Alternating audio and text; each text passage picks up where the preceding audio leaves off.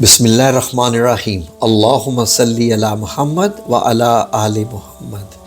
ناظرین، ایک بار حضرت کعب رضی اللہ عنہ، ان کے متعلق آپ کو معلوم ہے کہ یہ آپ صلی اللہ علیہ وآلہ وسلم کے بعد مدینہ منورہ میں جج کے طور پر مقرر ہوئے، یعنی جو عدالت لگتی تھی تو اس کے فیصلے حضرت کعب رضی اللہ عنہ کرتے تھے۔ اس سے اندازہ لگا لیں کہ ان کو کتنی احادیث یاد تھی اور کتنا دین سمجھا اور پڑھا ہوا تھا۔ ناظرین، ایک بار حضرت کعب رضی اللہ عنہ نبی کریم صلی اللہ علیہ وسلم کے سامنے بیٹھے ہوئے تھے اور تسبیحات کر رہے تھے۔ نبی پاک صلی اللہ علیہ وسلم نے آپ سے پوچھا کہ اے کعب، یہ کیا پڑھتے رہتے ہو، کیا تسبیحات کرتے رہتے ہو؟ تو حضرت کعب رضی اللہ عنہ نے بتایا کہ میں فلاں فلاں فلاں جو ہے وہ تسبیحات کرتا رہتا ہوں۔ تو آپ یا رسول اللہ صلی اللہ علیہ وسلم، میں یہ پڑھتا رہتا ہوں۔ تو آپ صلی اللہ علیہ وسلم نے فرمایا کہ اے کعب، مجھ پر درود بھیجا کرو، مجھ پر درود بھیجا کرو۔ تو حضرت کعب رضی اللہ عنہ نے اب اپنی تسبیحات کو جائزہ لیا اور فرمایا کہ 1/3 کاٹ لوں، یعنی کہ اگر میں 90 تسبیحات پڑھتا ہوں تو ٹھیک ہے، میں 30 آپ کے لیے پڑھ لوں گا درود شریف کی، باقی 60 جو میں نارمل پڑھتا رہتا ہوں۔ تو نبی کریم صلی اللہ علیہ وسلم نے فرمایا اے کعب، اور زیادہ کر لو، یعنی اور پڑھو۔ تو حضرت کعب رضی اللہ عنہ نے فرمایا ٹھیک ہے اے میرے پیارے نبی صلی اللہ علیہ وسلم، یا رسول اللہ، میں پھر آدھی کر لیتا ہوں، میں نصف کر لیتا ہوں، یعنی 45 درود شریف، 45 باقی تسبیحات۔ تو نبی کریم صلی اللہ علیہ وآلہ وسلم نے فرمایا اے کعب، اور بڑھا لو۔ تو حضرت کعب رضی اللہ عنہ نے کیا فرمایا؟ تو اے نبی کریم صلی اللہ علیہ وسلم، اس کا مطلب ہے میں ساری درود شریف ہی پڑھ لوں؟ تو آپ صلی اللہ علیہ وسلم نے فرمایا یہ تمہارے لیے کافی ہو جائے گا، یہ تمہارے لیے کافی، یعنی وہ تمام چیزیں جو باقی تسبیحات سے ساری حاصل ہوتی تھیں، وہی ساری تمام چیزیں صرف درود شریف سے حاصل ہونا شروع ہو رہی۔ اس کا تو یہ مطلب ہوا۔ تو حضرت کعب رضی اللہ عنہ نے صرف درود شریف پڑھنا شروع کر دیا۔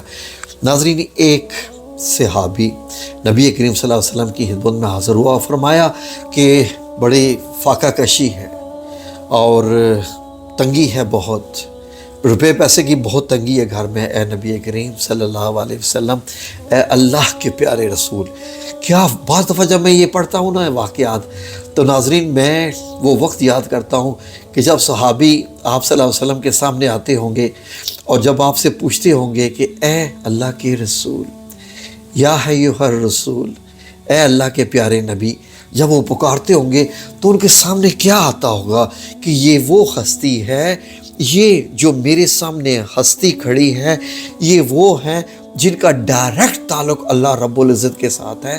گو کہ ہر بندے کا تعلق اللہ کے ساتھ ہے، میرا بھی ہے، آپ سننے والوں کا بھی ہے، لیکن نبی کریم صلی اللہ علیہ وسلم کا تو یہ مسئلہ نہیں، یہ آپ کو یہ فضیلت حاصل کہ پتہ ہے کہ جو بات یہ کر رہے ہیں ابھی تھوڑی دیر میں فرشتہ آئے گا اور آ کے بتا دے گا کہ اللہ رب العزت آپ کے متعلق کیا کہہ رہے ہیں، یا جس بندے سے آپ بات کر رہے ہیں اللہ رب العزت اس کے متعلق کیا فرما رہا ہے، یا جو واقعہ آپ بیان کر رہے ہیں اللہ رب العزت اس کے متعلق کیا فرما رہا ہے، یا اس بندے کا مسئلہ یہ ہے، جیسے حضرت حولہ رضی اللہ عنہ ایک خاتون تھی جو کہ آپ کے سامنے ہی تھی اور وہی نازل ہوگی، تو اللہ نے فرمایا کہ میں نے اس عورت کی بات سن لی۔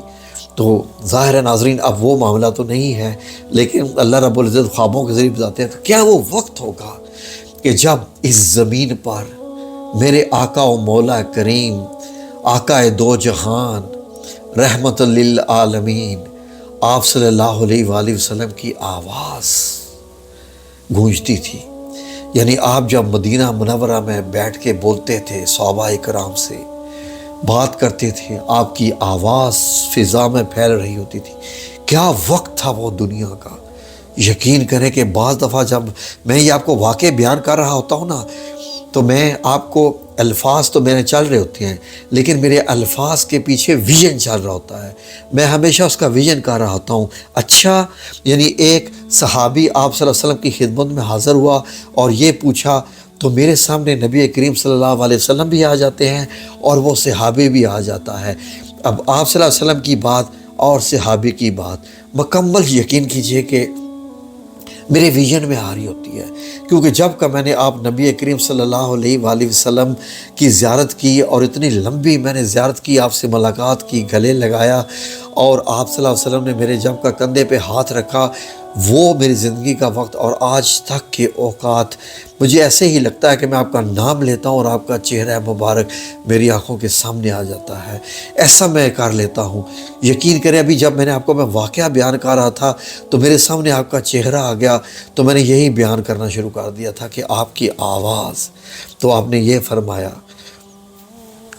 سوری آپ کا زیادہ میں نے وقت لے لیا، بات وہ ہو رہی تھی کہ صحابی نے جب عرض کیا کہ اے آقا کے رسول، اے میرے اللہ کے رسول، میرے آقا، اے میرے مولا، کیا میں لفظ ہی بھول گیا کہ میں کیا ادا کروں۔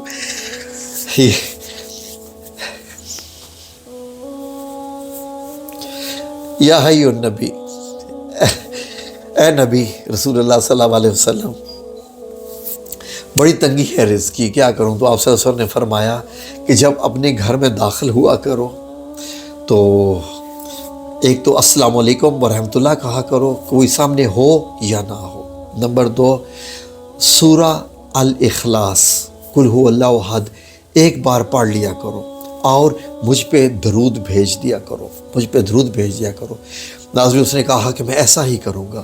چند دن کے بعد وہ دوبارہ آیا اور فرمایا کہ یا ایھا الرسل، کہ اے اللہ کے رسول، میں تو مالا مال ہو گیا، اللہ رب العزت نے اتنا مجھے مال دینا شروع کر دیا کہ میرے پاس سنبھالنے کی جگہ نہیں رہی، اتنا سا عمل۔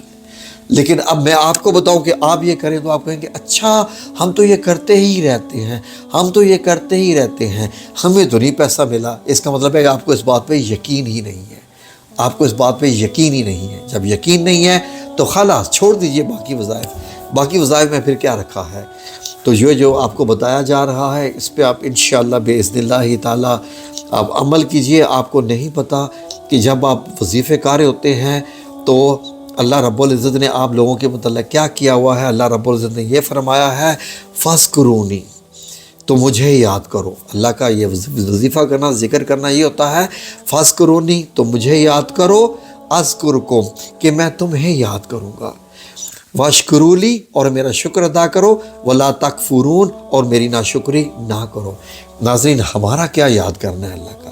میں اگر ایک وظیفہ کرتا ہوں تو میری اوقات ہی کیا ہے اللہ کو یاد کرنے کی؟ نہ اتنا میرا یقین، نہ اتری میری اوقات، اور میں کہوں کہ میں وظیفہ کر رہا ہوں، بڑا احسان کر رہا ہوں اللہ کا، اللہ پہ میں احسان کر رہا ہوں۔ میں کیا اللہ پہ احسان کر رہا ہوں اللہ کا؟ میری اوقات ہی کیا ہے ناظرین؟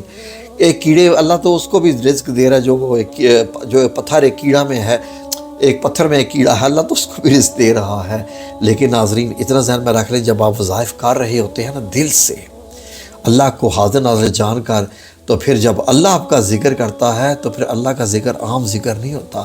فار ایگزامپل میں یہ کہوں کہ اللہ نے میرا نام لیا، اللہ نے میرا نام لیا کہ شاہد تم ذکر کر رہے ہو میرا، سبحان اللہ، اللہ نے میرا نام لیا، اللہ نے میرا نام لیا۔ ناظرین دیکھیں، اوقات دیکھیے، اللہ نے میرا نام لیا۔ جی ہاں، جب آپ یہ سمجھ کے ذکر کر رہے ہوتے ہیں نا، تو پھر دیکھیں کہ اللہ رب العزت جب آپ کا نام لیتا ہے تو پھر وہ عالم بالا میں آپ کا ذکر ہوتا ہے، اور فرشتے بھی پھر آمین کرتے ہیں آپ کے وظائف کے اوپر۔ اگر آپ وظیفہ کرتے وقت، اللہ کا ذکر کرتے وقت یہ جان لیں کہ اللہ میں تیرا ذکر کر رہا ہوں، اور تو نے فرمایا تھا کہ تو میرا ذکر کرے گا، تو تو میرا ذکر کر، مجھے تو تیرا ذکر کرنا اچھے طریقے سے نہیں آتا، تو مجھے سمجھا دے انشاءاللہ۔ آمین یا رب العالمین، برحمتک یا ارحم الراحمین۔